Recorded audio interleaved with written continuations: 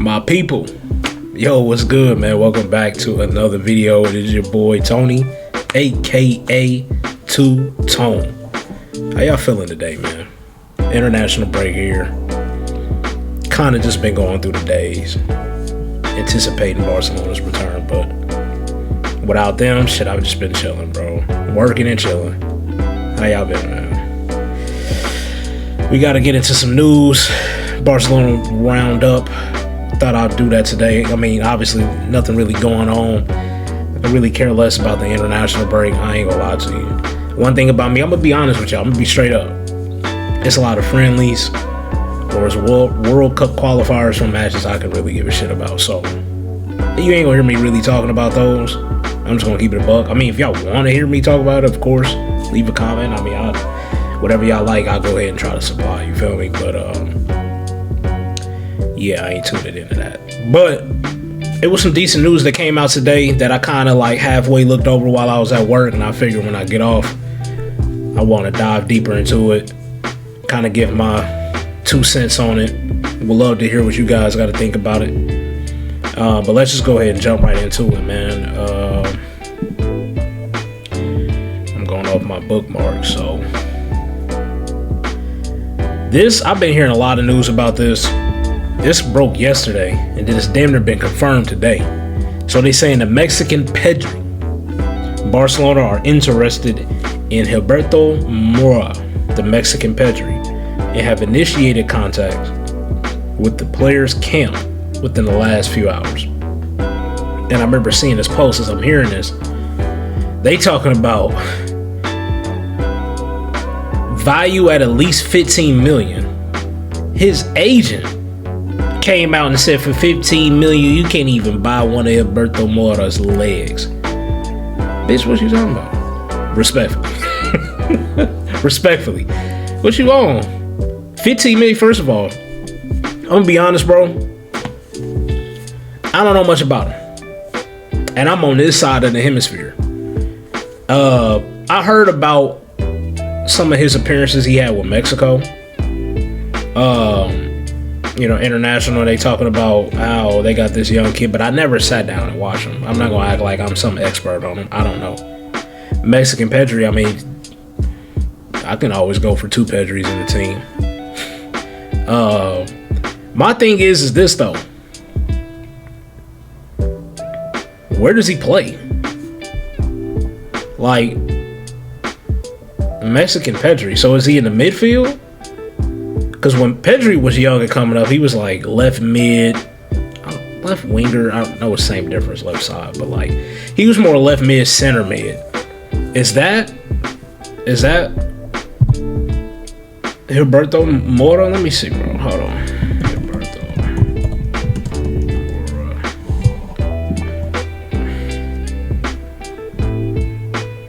Mora. Damn, he's 16 years old? What? I feel like I've been hearing about this dude for a minute. Hold up. He generating this much hype on playing in Liga Mexico, and he's 65'3". Damn, my nigga, you got some growing to do. 5'3". Let me look at some of his last matches though. 5'3", bro, you are tiny. Yeah, see, I've been hearing a lot about his hype for what he was doing with the Mexico under 20. What they ended with. I think this is the World Cup, right? Yep, World Cup, yep. So they say he be killing in this match ratings would tell you they agree that he has been killing it. I mean, an assist his last game. He got a goal against Morocco, the winner. Then he got a brace against Spain, and I know that Spain under 20 team is stacked, and he had a 9-1. He probably walked out there to the man of the match. Brazil under 20. Bro, he's doing this against some top competition, bro. Assists in this game, an 8-1, solid. Let's see what he's doing with Duana. I don't really watch Liga MX, bro. I'm gonna be honest, because I'm American. I don't even watch MLS. I just started watching highlights for Inter Miami because I'm not paying Apple Pay to watch MLS games over here, bro. So I just be checking Foot Mob or go on YouTube for highlights. So I don't really watch MLS. I don't watch Liga MX. But I mean, shit, bro. He's 16 years old though. These match ratings would be good for anybody at any age. He's been on a purple patch. So basically, since August, because I see he had some decent games. Oh man, he had a good game against LA Galaxy though. 2 goals, a 9-1. I mean, this far back, he might fucking around have been. I'm noticing that I think this is where I heard it. I think this is where I heard him, bro. Because this was the CONCACAF Gold Cup, so this wasn't even the under 20s. This is where I started hearing about him because he had a good game against the USA. 16 years old. That is nuts, bro. He's 5'3". Where would he play? If Barcelona went out and got him today, where would he play? So, looking at the player's profile, they have him as a... Wow, so he's really light. Pedri, wait a minute. Somebody had him at 5'3" as the striker, bro. Wow. He can also play attacking mid, center mid, left wing, left mid. He just kind of really all over the place. But he's obviously somebody that size. He's going to be going forward. He must be tidy on the ball. I've seen like little clips here and there, but I haven't sat down and watched his actual highlights. But thinking about where he would fit in with Barcelona, left wing, attacking mid. I mean, right now we got Rafinha on the left. Rashford was coming off the left, but we're going to get into why he may be moved up front and what I think on that. We really don't have any left wingers, like pure left wingers. Rafinha, remember, obviously he was a right winger coming in. Now he plays better off the left and maybe down the middle compared to what he does on the right, because I think on the right he kind of can be a bit predictable going in on his left foot. So we got Rafinha, he's not old. So maybe this will be a good buy for the future because you got Rafinha in his prime. And if we move Rashford up front, and let's say he has success at that position, we need somebody we can steadily rely on rotating on that left-hand side. So this kind of is giving me the vibe of like how Rooney felt. Rooney, how do you say his last name? Baghdadi, whatever.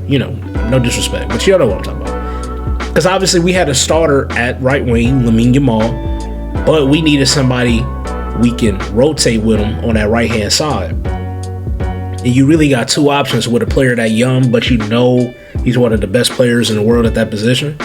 You can either buy a veteran to have him come off the bench, or buy a player who is young and promising and may not, you don't want to give him too many minutes too early on. So rotating and kind of getting used to, you want to maybe go that direction. And obviously with Deco, he decided to do that. The Rooney transfer was only like 2 or 3 million. And he had all the potential in the world. I remember there's a lot of clubs that wanted him. So it's more of an investment for the future. So I wonder if this move is going to be something similar. But remember what the agent said though. This motherfucker said, for 15 million, you can't even buy one of Roberto Mora's legs. So it seems like this summer, even though I don't know if y'all seen the report, but let me just say it. It seems like Barcelona is going to be going all in for a striker. Laporta is going to be, I think he's going to use as his campaign to rerun for president, to get reelected. I think his move is going to be going after a big name striker, with obviously being Julian Alvarez, and it's going to cost a lot of money. So will we have the funds, if we decide to go down that path, to buy a top striker? Probably pay. She's saying 15, and I know it's a hyperbole, right? It's tongue in cheek, but I would have thought 15 million for a 16-year-old. That's still good business for whoever club is selling a 16-year-old for 15 million. But the way she's talking, it sounds like bro might go for 50, 60 million, 70 million. Tijuana, the club is trying to cash out. And obviously the agent's trying to get a big fund. So in an ideal world, if he didn't have so much buzz and we could sign him on a low, I can see where we would be coming from. But to be spending that kind of money on a guy who wouldn't even be starting and he needs to adapt, that seems like a high risk, high reward type of situation. Don't get me wrong. I mean, he's in a position that we need, and we need more depth in. I'm gonna say that because obviously when everybody's healthy, we got our left winger in Rafinha. But if he was around 15, 20 million, I'd be like, okay, you know what? That's a smart move. That's a smart signing. I think this is a big risk, y'all. Spending that kind of money for somebody who hadn't even played in Europe yet. 16. They say he's 5'3", bro. He is tiny. From the few clips I've saw on social media, he is tidy on the ball. You know, it seems like he's pretty shifty. The ball stays pretty tight to his feet, but I don't know, fam. I don't know. What do y'all think about this, though? Because Mexican Pedri. I mean, you getting linked. Like any comparisons with Pedri, obviously you gotta have some class. And Pedri always had hype about him, even since he was young. So it might be legit. I'm not saying that he may not be worth that, but that's a big risk for Barcelona to take, bro. Like, it seems like this is a big risk. Should we risk this? Because I mean I get the idea if he is a pure left winger. We don't need more. Maybe we do, because I just made a video talking about how we over rely on the Pedri we got now. So if we can get another player that's like a Pedri, so we get two versions of Pedri, maybe. But without any European experience, 16, 5'3", probably gonna go for 50 plus million euros. I'm gonna be honest with y'all. As fun as it is to be linked with a player like this, who was the last Mexican that played for Barcelona? Like, if we were able to get a player like that, like jersey sales in Mexico, all over on this side of the world, bro. Oh my God, there's gonna be so many jerseys with his name on the back. So, I mean, it would be a good publicity kind of move, but that's just a big risk. Understanding our financial situation. It's not like we broke. We just know how tough it is to register players in La Liga. They done put it. So I don't know, bro. I don't know. Y'all let me know what y'all think about that, though. Should we, if we had the funds, should we go for them? Or is there a cutoff on like, okay, I would like to get them, but at what price? Like at anything more than this amount of millions, I'm cool off him, because I think that's where I'm at with him. Some good news, and we kind of talked about this already, but it's looking like, and we got Fabrizio confirming it. So Frank de Jong looks like his contract extension with Barcelona until 2029. The verbal agreement is already done on every detail, just waiting on the formal steps from both sides. So they basically just waiting on putting pen to paper. But Frank de Jong for another 3 years, I'm cool with that. And it looks like it's gonna be on a lower wages than what he's currently on. I'm definitely cool with that. So Frankie de Jong contract extension, we already knew, but we get him from Fab, and we getting more closer and closer and closer. It looks like this is what everybody wants. So This is good news in my eyes. But let me know what y'all think on Frankie de Jong. Now, this is what I wanted to get into right here. Hansi Flick is considering putting Marcus Rashford to play as central striker. I fuck with that. I do. Because when I dream of a fully healthy Barcelona, I got Rashford down the middle, Fermin Lopez right behind him. I got Rafinha coming out left. I got Lamine out right. Pedri and Frankie de Jong in the middle. And then I got Balde and Koundé as my fullbacks. And I will go with Eric Garcia and Kubarsi as my two center backs, because Eric Garcia, the way he's been playing, he's too important for us to have him come off the bench. I don't know what I'm gonna get week in, week out from Christensen and Ronald Araujo. You know, we know about him. So that'd be my dream 10, and then obviously John Garcia in goal. So that team would be lethal, bro. I'm gonna be honest. I don't know much about Rashford strictly at striker where he's leading the line. Y'all let me know if that's something that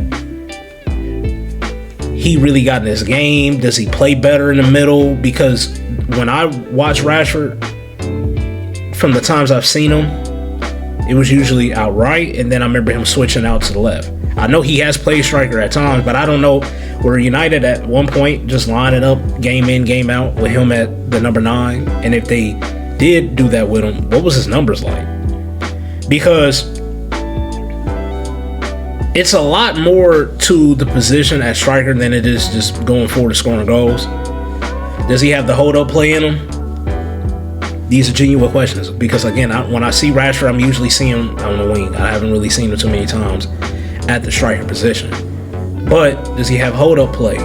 Does he like making those runs behind? Can he stay on side? Like little things and details like that. I really don't know. These are, like I said, honest questions. But if I'm just thinking about the team logically and under Hansi Flick's system, that attacking trio of Rafinha, Rashford down the middle, and Lamine Yamal with somebody like Fermin coming up right under him, that is lethal, bro.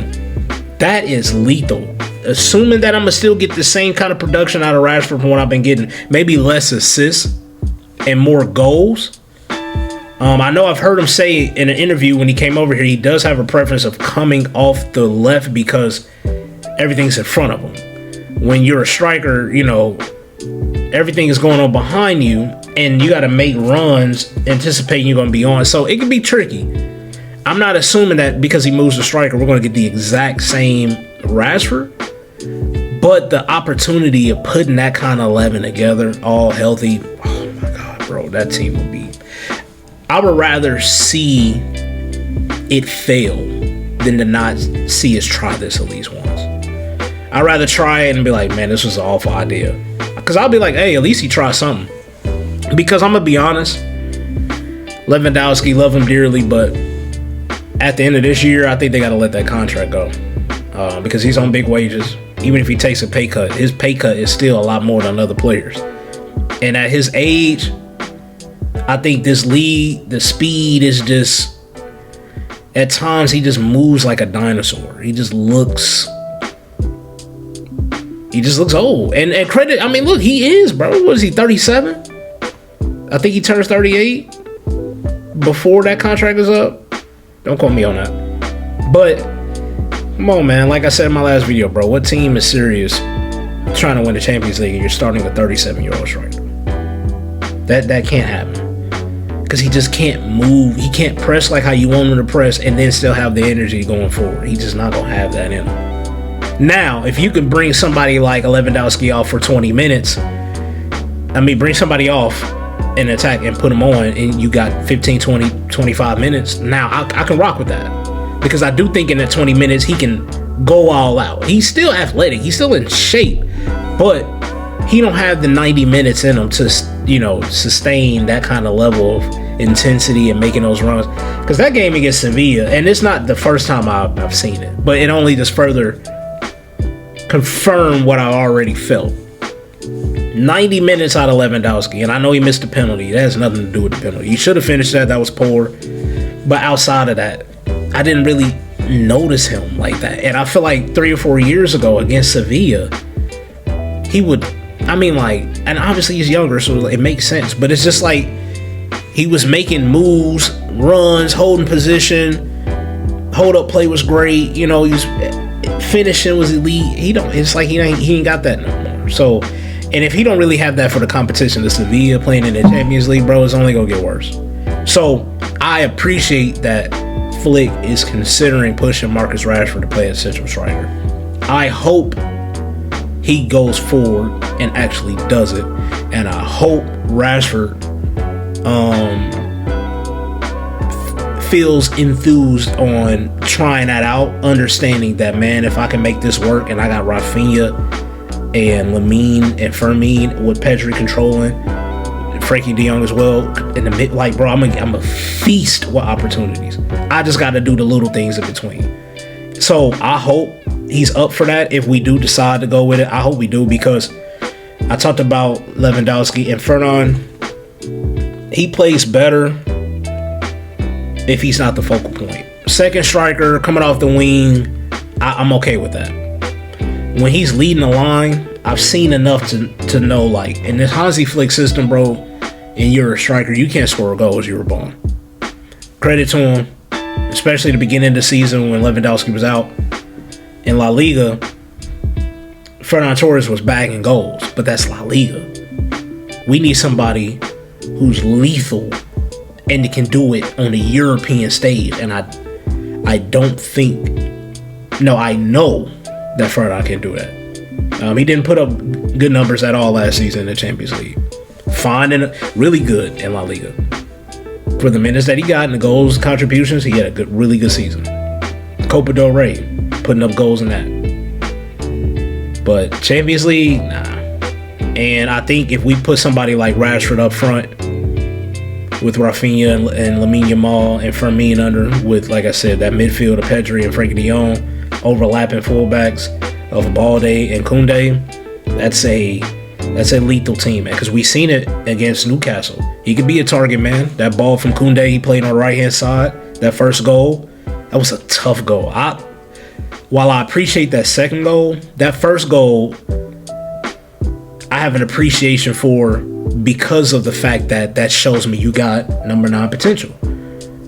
You could be a target man in the box and then still have the wherewithal to still make a good finish when it's pretty crowded and you still got to do some guidance. Like, when it comes to putting that ball in the back of the net, Rashford can do that. I just think he needs to have the pieces around him, and obviously with this Barcelona attack, we gonna do that for him. And on days that the team was poor, I think he's getting to the point, he's starting to get comfortable to where he still can rise, because against Sevilla, we lost 4-1. He was man in the match. That's that Barca PR they must be talking about. I don't know how you won man in the match. Not to say he don't deserve it, because he did have a hell of a game. Him and Pedri was only 2 shining points in the team against Sevilla, but to win man in the match is crazy. But that's not going to happen all the time with the team being so poor around him. And again, we look poor because we didn't have our 2 best creators in the wing, and we don't have Fermin Lopez, who's also another lethal option going forward. So y'all let me know what y'all think on this. This is what I was most excited to talk about today, because this has the potential to be special. That attacking trio with that midfield right under, bro, if it all can click, if everybody's willing to play their role, and assuming everybody is healthy, this can change. Like, moves like that can change how I feel about Barcelona chances in the Champions League. Still got questions about that defense. I don't know if our defense is good enough to be Champions League winners this season, but going forward, if we can get the same productivity for Rashford, even more, maybe scoring goals, and then, like I said, with those wingers coming in behind, bro, I wouldn't fear anybody going forward. Defensively, especially how we like to, how we manage games, when we trying to hold on to a lead, or, trying to keep a draw. Like sometimes, you know, we got to work on that aspect. But going forward, y'all seen that meme where it's like a Lamborghini in the front, and then it turns into like a rusty car as it goes further and further back. That would be like Barcelona. And there are some good players back there. Kubarsi, Koundé. Like, we got good defenders, but our defense at times can still be suspect, if that makes sense. Y'all get what I'm saying. Fuck with me. But yeah, man, I want to know what y'all got to think on that, man. Yeah, this is kind of what I was already talking about. Marcus Rashford to play in the middle as a center forward. Rafinha plays out left. Lamine to play out right.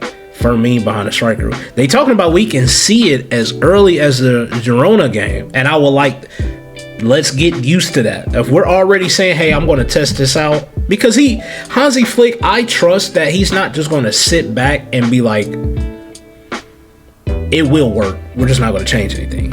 I trust my system. I trust my shit so much that I don't need to change nothing. They'll eventually get it. No, I do like that international break came at a good time, and he's like, you know what, man, we got to figure out something. We got to move, and everybody going to be coming back, and I don't want to have Rashford and Rafinha fighting over left. How about this?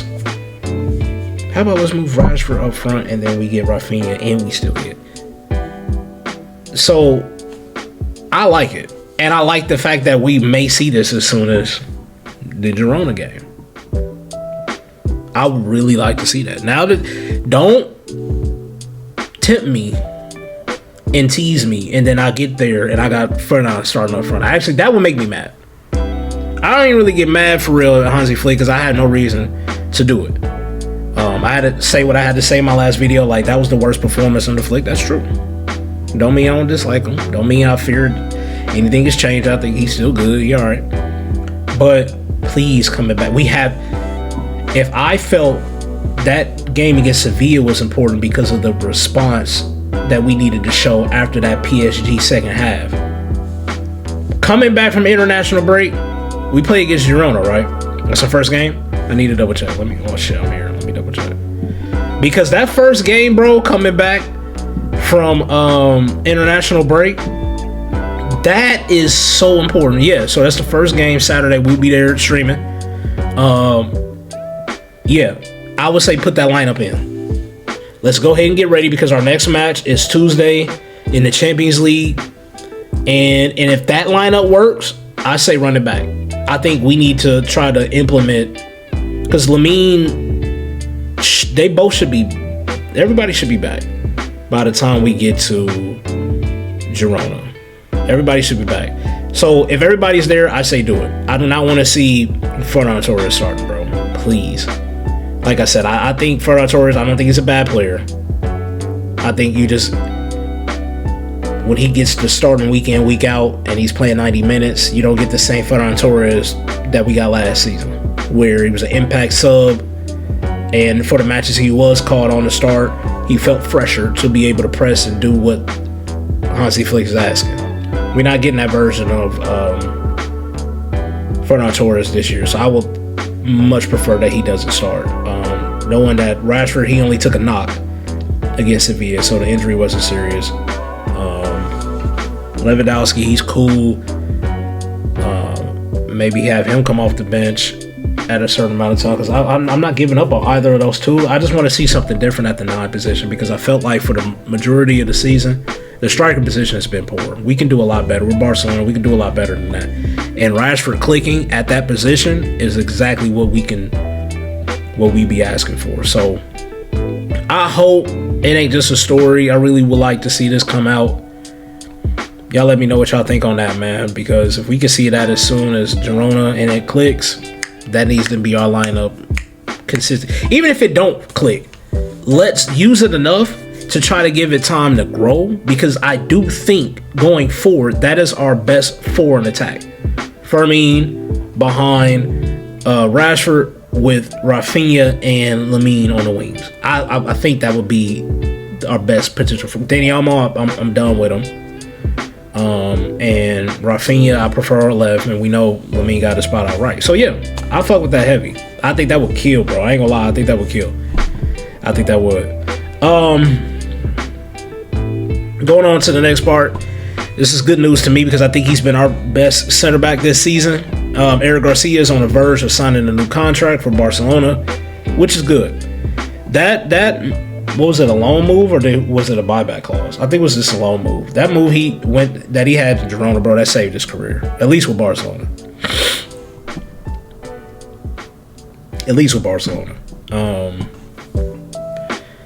He could play anywhere. Right back. We seen him play left back. We originally used to see him come in at midfield. I think Hansi always tried to keep him implemented into the game, whether it's right back, left back, center back, CDM, because he understands just how important Eric Garcia is.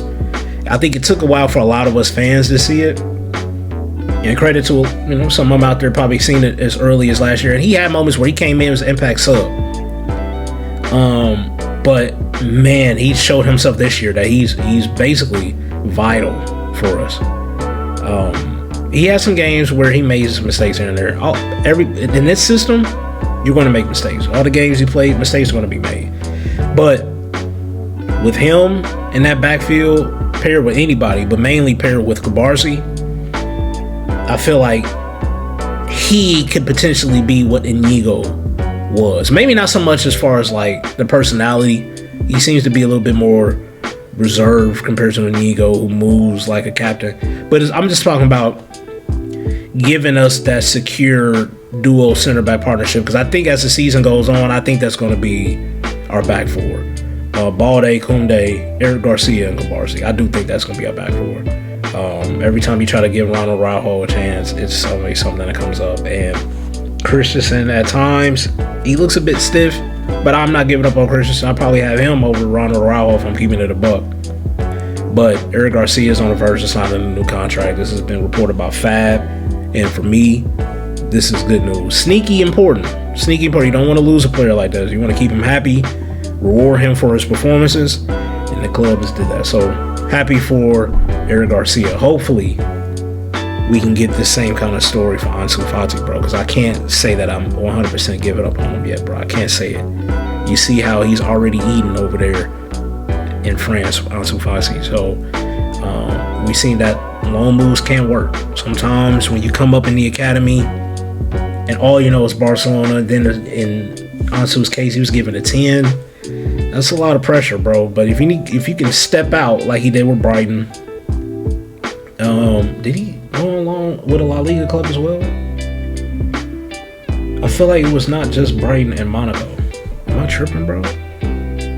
I know it was supposed to be about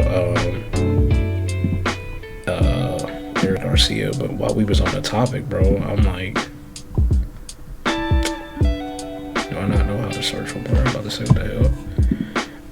Fati, I could have sworn he was at a La Liga club maybe for like 6 months. Could be tripping. Yeah, I'm tripping. Yeah, okay, I'm tripping. My bad, yo. But point proven. You need to step away from Barcelona to kind of just find yourself, gain your confidence, get back in shape. Because the thing is, he was relatively healthy last year, but couldn't really get a consistent run of games because of everybody seemed, at least in that attacking front, was healthy. So it wasn't a lot of opportunity for him to get minutes. So him stepping away, balling out in League on with Monaco, that can be career rejuvenating, because match rating wise, this has been his best season of his career. I know it's only 5 games, but he's off to a fucking fantastic start. So word to bro, man. Happy Fonsu. Was there any more that I had to say for this? I mean, look, I highlighted this. I mean, what they gonna do? Not play?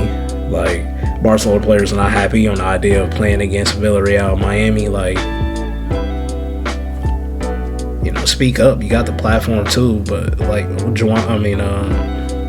Laporta was already saying that while I can appreciate Frankie de Jong stepping up and saying what he had to say, if La Liga said we're gonna play this match, we're gonna play this match in Miami. So as long as they out there and they ready to play, that's all I care about. It is crazy though that they gonna have the motherfuckers flying from Spain to Miami, and just a few weeks later, then from Miami back to Spain, and then just a few weeks later flying to Saudi Arabia. That's crazy. But man, I mean, look, this is why for the club we need to have a deep squad, because when you're making your own money, when you're generating your own revenue, you got an opportunity to play in Miami and make a few, I think it was like 5-6 million. It may not seem like a lot, but for one match, that's a decent amount of money, bro. So this is why you gotta have a deep squad, because you gotta take all that into effect. And I'm pretty sure they've been knew about this Miami game. That didn't just pop up, and they always knew about the games in Saudi. So the players are complaining. Y'all just gonna have to eat that, bro. I don't know really what else to say. Y'all just gonna have to eat that. The club got to make sure that they protect the players by having a deep enough squad, and I think we got a pretty okay squad depth. It's not the best in the world, but they just got to eat that, bro. I don't really know what else to say about that. And we already talked about Fermi. This is good news though, that he's training with the ball and will be back after international break, and I believe he'll be back against Roma. So that was my Barcelona news roundup, man. I didn't know it ended up being a 36-minute long video. God damn. But, bro, I'll just be getting on here, but I'll just be talking, man. When I'm talking about Barcelona, I could talk about this for hours. I really could. But if you made it to the end of this video, I do appreciate you taking the time of watching this for real. It's been the Barcelona news roundup. Leave a comment on what you think about the topics discussed today. And also, I'm at 99 subscribers, man. One more subscriber away from 100. And when we get to that 100, we're going to keep pushing. We're going to keep moving. So I appreciate y'all for that, man. That's love. That's really love, man. I really do appreciate that. But yeah, man. So if you haven't subscribed, go ahead and do that for me. Leave a like for this video. It helps get this out there so more people can check it out. And yeah, man. I'm gonna get up with y'all, man. I appreciate y'all for fucking with the boy, man. You know, I really do appreciate that. So I'm gonna get up with y'all in the next one, though. I'm gonna get up with y'all in the next one, man. Until then, man, Two Tone out. Peace.